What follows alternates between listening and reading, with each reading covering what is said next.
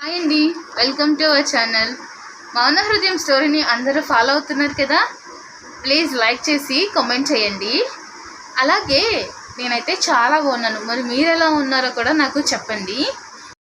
నువ్వు చనిపోవాలని మాత్రం నేనెప్పుడూ కోరుకోలేదు అని చెప్పి ఆమె చేతిపై తల పెట్టుకొని ఏడ్చేశాడు. అతని వేడి కన్నీళ్లు వరుసగా దీక్ష చేతిపై పడుతున్నాయి. అప్పుడే దీక్ష వేళ్ళు చాలా స్వల్పముగా కదిలాయి. అరుణ్కు అది కనిపించలేదు. మరో కన్నీటి చుక్క ఆమె చేతిపై పడింది. ఈసారి దీక్ష కనురెప్పలు మెల్లగా కదిలాయి. మసకగా కనిపిస్తున్న అరుణ్ ముఖాన్ని చూసి ఆమె కళ్ళల్లో నీళ్లు చేరాయి. అరుణ్ అని బలహీనంగా పిలిచింది. ఆ పిలుపు విన్న అరుణ్ ఇక తనని తాను ఆపుకోలేకపోయాడు. నన్ను క్షమించు దీక్ష అంటూ ఏడ్చేశాడు. నేను నిన్ను తప్పుగా అర్థం చేసుకున్నాను. నువ్వు చేసిన తప్పులు మాత్రమే చూశాను, కానీ నీ బాధను చూడలేదు. నిన్ను ద్వేషించాను, నిన్ను దూరం పెట్టాను, కానీ నువ్వు ఇలా నీ ప్రాణాన్ని పణంగా పెడతావు అని అనుకోలేదు అంటూ ఏడుస్తున్నాడు. దీక్ష కళ్ళలో నుంచి కన్నీళ్లు జారాయి. అరుణ్, నేను చాలా పెద్ద తప్పు చేశాను అంది బలహీనంగా. అరుణ్ వెంటనే తల ఊపాడు కాదు అని. అయిందేదో అయిపోయింది దీక్ష. ఇక గతం గురించి మాట్లాడొద్దు. ముందు నువ్వు పూర్తిగా కోలుకోవాలి. ఒక విషయం మాత్రం బాగా విను. ఇలాంటి నిర్ణయాలు జీవితంలో ఇంకెప్పుడు తీసుకోకు. ఒక మనిషి దూరం అయితే జీవితం ముగిసిపోదు. నీ జీవితం చాలా విలువైంది. దీక్ష నిశ్శబ్దంగా పడుకొని వింటోంది. అరుణ్ ఆమె చేతిని నమ్మకంగా పట్టుకున్నాడు. నువ్వు ఒంటరిదానివి కాదు. మాధవితో కూడా మాట్లాడతాను. నీకు ఒక మంచి జాబ్ చూసేలా సహాయం చేస్తాను. నువ్వు నీ కాళ్ళపై నిలబడాలి. అది చూసి నేను గర్వపడాలి అని చెప్తున్నాడు. దీక్ష ఆశ్చర్యంగా అరుణ్ వైపు చూస్తోంది. నిజంగానా అని ఎంతో ఆశగా అడుగుతోంది. అవును, కానీ ఒక షరతు. ఇకపై నీ జీవితాన్ని నువ్వు ప్రేమించాలి. నీ కలల కోసం బ్రతకాలి. నీ సంతోషం కోసం పోరాడాలి అంటూ చెప్తున్నాడు. దీక్ష కళ్ళు మూసుకొని ఏడుస్తోంది. ఈసారి ఆ కన్నీళ్లు బాధవి కాదు, మనసు తేలికబడిన కన్నీళ్లులా అరుణ్కి కనిపించాయి. అరుణ్ నెమ్మదిగా లేచాడు. విశ్రాంతి తీసుకో, నేను మళ్ళీ వస్తాను. కానీ ఇప్పుడు నువ్వు పేషెంట్వి. మంచి పిల్లల డాక్టర్ మాట వినాలి అని చిన్నగా నవ్వాడు. దీక్ష కూడా చాలా రోజుల తర్వాత చిన్నగా నవ్వింది. అరుణ్ బయటకు నడుస్తూ ఒక్కసారి వెనక్కి తిరిగి ఒక్కసారి దీక్షను చూశాడు. జీవితాన్ని వదిలేయాలి అనుకున్న దీక్ష ఇప్పుడు మళ్ళీ బ్రతకాలని నిర్ణయించుకున్నట్టు అనిపించింది అరుణ్కి. కానీ బయట అరుణ్ కోసం ఇంకొక పెద్ద నిజం బయటపడబోతుంది. అరుణ్ హాస్పిటల్ కారిడార్లో నెమ్మదిగా నడుస్తూ వస్తున్నాడు. దీక్ష మళ్ళీ బ్రతకాలనే నిర్ణయం తీసుకోవడం చూసి అతని మనసు కొంచెం ఊరట పడింది. అప్పుడే హాస్పిటల్ మెయిన్ గేట్ దగ్గర ఒక్కసారిగా కలకలం చెలరేగింది. సైడ్ సైడ్, త్వరగా దారివ్వండి అంటూ వార్డ్ బాయ్స్ పరిగెత్తుకుంటూ లోపలికి వస్తున్నారు. ఒక స్ట్రెచ్చర్పై రక్తంతో తడిసిపోయిన వ్యక్తిని తీసుకొస్తున్నారు. ఆ దృశ్యం చూసి అరుణ్ ఒక్కసారిగా ఆగిపోయాడు. స్ట్రెచ్చర్పై ఉన్న వ్యక్తిని చూసిన క్షణం అతని గుండె ఆగినట్టు అనిపించింది. మావయ్య గారు అంటూ అరిచేస్తూ స్ట్రెచ్చర్ దగ్గరకు పరిగెత్తాడు. ఆయన మాధవి తండ్రి రామ్మూర్తి గారు. తలకి చాలా పెద్ద గాయమైంది. చేతులు, ముఖం మొత్తం రక్తంతో నిండిపోయాయి. మావయ్య గారు, మావయ్య గారు, ఏమైంది మీకు అని అరుణ్ అడుగుతున్నాడు. కానీ రామ్మూర్తి గారు మాట్లాడలేకపోతున్నారు. అతని పెదాలు వణికాయి. కళ్ళల్లో భయం కనిపించింది. అంతలో డాక్టర్ గారు వచ్చి, అరుణ్ గారు, ఈయన మీకు తెలుసా అని అడిగాడు. అరుణ్ కళ్ళల్లో కన్నీళ్లు తిరిగాయి. తెలుసు డాక్టర్, ఈయన నాకు మావయ్య గారు అవుతారు. నా భార్య మాధవికి తండ్రి ఈయన. డాక్టర్ వెంటనే నర్సులకు సూచనలు ఇస్తూ తక్షణం ఆపరేషన్ థియేటర్కు తీసుకువెళ్ళండి అని చెప్తాడు. కొద్ది క్షణాలు రామ్మూర్తిని లోపలికి తీసుకువెళ్లారు. అరుణ్ బయట ఆందోళనగా తిరుగుతున్నాడు. దేవుడా!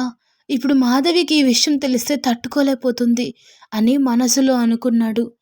దాదాపు అరగంట తర్వాత ఆపరేషన్ థియేటర్ డోర్ తెరుచుకుంది. డాక్టర్ బయటకొస్తారు. అరుణ్ వెంటనే పరిగెత్తుకుంటూ వెళ్తాడు. డాక్టర్, మా మావయ్య గారికి ఎలా ఉంది? ఇప్పుడు ఆయన ఎలా ఉన్నారు? అని అడుగుతాడు కంగారుగా. డాక్టర్ గారి ముఖం సీరియస్గా ఉంది. తలకు గాయం బలంగా తగిలింది అరుణ్.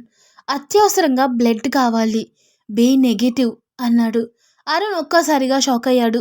బ్లడ్ బ్యాంక్లో లేదా డాక్టర్ అని అడిగాడు. ప్రస్తుతం అది అందుబాటులో లేదు. త్వరలో ఏర్పాటు చేయండి, లేకపోతే పరిస్థితి కష్టమవుతుంది అని అన్నాడు డాక్టర్ గారు. అరుణ్ చేతులు వణికిపోయాయి. వెంటనే ఫోన్ తీసి ఒక నెంబర్కి డయల్ చేశాడు. హలో సూర్య, అతని గొంతు వణుకుతుంది. అరుణ్, ఏమైందిరా అని సూర్య అడుగుతాడు. మా మావయ్య గారికి యాక్సిడెంట్ అయిందిరా, హాస్పిటల్లో ఉన్నారు, అర్జెంటుగా బి నెగిటివ్ బ్లడ్ కావాలి అని అన్నాడు. అవతల కొన్ని క్షణాలు నిశ్శబ్దం. తర్వాత, నేను వస్తున్నానురా, నాది అదే బ్లడ్ గ్రూపు, 10 నిమిషాల్లో అక్కడ ఉంటాను అని చెప్పి ఫోన్ పెట్టేస్తాడు సూర్య. అరుణ్ కళ్ళల్లో ఒక చిన్న ఆశ మెరిసింది. కానీ అతనికి తెలీదు, సూర్య హాస్పిటల్కి వచ్చిన తర్వాత మాధవి జీవితాన్ని పూర్తిగా మార్చేసే మరో నిజం బయటపడుతోంది అని. డాక్టర్, నా బ్లడ్ గ్రూపు బి నెగిటివ్ అని చెప్పగానే సూర్యకు వెంటనే బ్లడ్ డొనేషన్ రూమ్కి తీసుకెళ్లారు. కొద్దిసేపటి తర్వాత బ్లడ్ డొనేషన్ పూర్తయింది.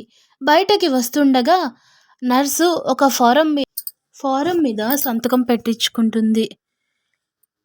సూర్య సంతకం చేసి వెళ్తుండగా అనుకోకుండా ఐసీయూ వైపు చూస్తాడు. గ్లాస్ లోపల బెడ్పై పడుకొని ఉన్న రామ్మూర్తి గారు అతని కంటపడతారు. ఒక్క క్షణం సూర్య అడుగులు ఆగిపోయాయి. ఎక్కడో చూశాను అని తనలో తాను అనుకున్నాడు. మళ్ళీ ఒకసారి గ్లాస్ దగ్గరకు వెళ్ళి జాగ్రత్తగా చూశాడు. ఆ ముఖం, ఆ కళ్ళు, ఆ మీసం ఏదో చాలా పరిచయంగా అనిపిస్తున్నాయి. కానీ ఎక్కడ చూశాడో మాత్రం గుర్తు రావడం లేదు. ఎక్కడ చూశాను వీరిని అని తల పట్టుకున్నాడు. అప్పుడే అతని మెదడులో ఒక పాత జ్ఞాపకం మెరుపులా మెరిసింది. చిన్నప్పుడు ఒకసారి రాత్రి నిద్రలేచి నీళ్లు తాగడానికి వెళ్ళాడు. అప్పుడు తన అమ్మ అలమరా ముందు కూర్చొని ఉంది. చేతిలో ఒక పాత ఫోటో. ఆ ఫోటోలోని మనిషిని చూస్తూ ఏడుస్తూ ఆ ఫోటోని గుండెలకు హత్తుకొని ఏడుస్తుంది. అమ్మా, ఎందుకు ఏడుస్తున్నావు అని అడిగితే ఆమె వెంటనే కన్నీళ్లు తుడుచుకొని ఫోటో దాచేసింది. ఏం లేదు బాబు, నువ్వు వెళ్ళి పడుకో అని చెప్పింది. కానీ ఆ రోజు ఫోటోలో ఉన్న వ్యక్తి ముఖం మాత్రం అతనికి గుర్తుండిపోయింది. అప్పుడు ఐసీయూలో పడుకొని ఉన్న వ్యక్తి అచ్చం ఈయనే అని అర్థమైంది సూర్యకు. ఒక్కసారిగా సూర్యగుండె వేగంగా కొట్టుకోవడం మొదలుపెట్టింది. అవును, ఇతనే, మా అమ్మ ఫోటో చూసి ఏడ్చిన వ్యక్తి ఇతనే అని మనసులో అనుకున్నాడు. కానీ వెంటనే మరో ప్రశ్న అతన్ని కలవరపెట్టింది. అయితే ఈయన నాకెవరు? మా అమ్మకి ఈయనకి ఏం సంబంధం అని ఆలోచిస్తూ నిలబడిపోయాడు. అప్పుడే అటువైపు నుంచి మాధవి ఏడుస్తూ పరిగెత్తుకుంటూ వచ్చింది. నాన్న అని అరుస్తూ ఐసీయూ గ్లాస్ దగ్గరకు వెళ్ళింది. మాధవిని చూసిన సూర్య ఒక్కసారిగా షాక్ అయ్యాడు. ఒకవైపు ఐసీయూలో ఉన్న వ్యక్తి, మరోవైపు తాను ప్రేమించిన మాధవి. ఇద్దరి మధ్య ఏదో సంబంధం ఉందని అతని మనసు గట్టిగా చెబుతుంది. కానీ ఆ సంబంధం ఏమిటో మాత్రం అతనికి ఇంకా తెలియటం లేదు. అదే సమయంలో రామ్మూర్తి గారు ఐసీయూలో అపస్మారక స్థితిలో పడుకొని ఉండగా ఆయన నోటి నుంచి వచ్చిన సుజాత అనే ఒక్క పేరు సూర్య మనసులో తుఫాను రేపింది. ఆ పేరు తన తల్లి పేరు కావటంతో అతని గుండె వేగంగా కొట్టుకోవడం మొదలైంది. ఎందుకో తెలీదు, కానీ ఆ క్షణం నుంచి రామ్మూర్తి గారికి తన జీవితంతో ఏదో సంబంధం ఉందనే అనుమానం అతన్ని వెంటాడసాగింది. కొన్ని నిమిషాలు అక్కడే నిలబడి ఆలోచించిన తరువాత ఇక ఆ సందేహంతో ఉండలేక వెంటనే తన తల్లి నెంబర్కు ఫోన్ చేశాడు. ఫోన్ ఎత్తగానే ఎప్పట్లాగే ప్రేమగా మాట్లాడిన లక్ష్మి, ఏమైంది నాన్న, ఈ టైంలో ఫోన్ చేశావేంటి అని అడిగింది. కానీ సూర్య మాత్రం వెంటనే సమాధానం చెప్పలేదు. కొద్దిసేపు మౌనంగా ఉండిపోయాడు. అతని గొంతులో ఏదో తెలియని ఉద్వేగం నిండిపోయింది. అమ్మా, నేను ఒక విషయం అడిగితే నిజం చెప్తావా అని అడిగాడు సూర్య. ఆ మాట విన్న లక్ష్మి గొంతు ఆశ్చర్యపోయింది. ఏంట్రా అలా అడుగుతున్నావు అని అంటుంది. సూర్య నెమ్మదిగా కళ్ళు మూసుకొని ఒక లోతైన శ్వాస తీసుకున్నాడు. కొన్ని సంవత్సరాల క్రితం నేను చిన్నప్పుడు నువ్వు అలమారాలో ఒక పాత ఫోటో దాచుకొని చూసేదానివి. దాచుకొని చాలాసార్లు చూసేదానివి. ఆ ఫోటోని గుండెలకు హత్తుకొని ఎన్నోసార్లు ఏడ్చావు. నేను అడిగితే ఎప్పుడూ సమాధానం చెప్పలేదు. ఆ ఫోటోలో ఉన్న వ్యక్తి ఎవరమ్మా అని అడిగాడు. ఆ మాట విన్న వెంటనే అవతల వైపు నిశ్శబ్దం అలుముకుంది. కొన్ని క్షణాల పాటు లక్ష్మి మాట్లాడలేదు. ఆ నిశ్శబ్దమే సూర్యకి ఎన్నో ప్రశ్నలు వేసింది. అమ్మా, ఎందుకు మాట్లాడటం లేదు అని మళ్ళీ అడిగాడు. ఈసారి లక్ష్మి గొంతు కంపించింది. అకస్మాత్తుగా ఆ విషయం ఇప్పుడెందుకు గుర్తొచ్చింది నాన్న అని అడిగింది సుజాత గారు. సూర్య కళ్ళ ముందు ఐసీయూలో పడుకున్న రామ్మూర్తి గారిని చూస్తూ తన తల్లితో మాట్లాడుతున్నాడు. ఎందుకంటే అమ్మా, ఆ ఫోటోలో ఉన్న వ్యక్తిని నేను ఈరోజు మళ్ళీ చూశాను అన్నాడు. ఆ మాట విన్న క్షణంలో లక్ష్మి ఊపిరి ఆగినట్టయింది. ఏమన్నావు నాన్న అని వణుకుతున్న గొంతుతో అడిగింది. ఆ ఫోటోలో ఉన్న వ్యక్తి ప్రస్తుతం నా కళ్ళ ముందు ఉన్నాడమ్మా. కానీ ఆయన పరిస్థితి చాలా సీరియస్గా ఉంది. రోడ్డు ప్రమాదంలో గాయపడి హాస్పిటల్లో ప్రాణాల కోసం పోరాడుతున్నారు. కొద్దిసేపటి క్రితమే నేను ఆయనకి బ్లడ్ కూడా ఇచ్చాను అని చెప్పాడు సూర్య. అంతే, అవతల నుంచి ఒక్కసారిగా ఏడుపు వినిపించింది.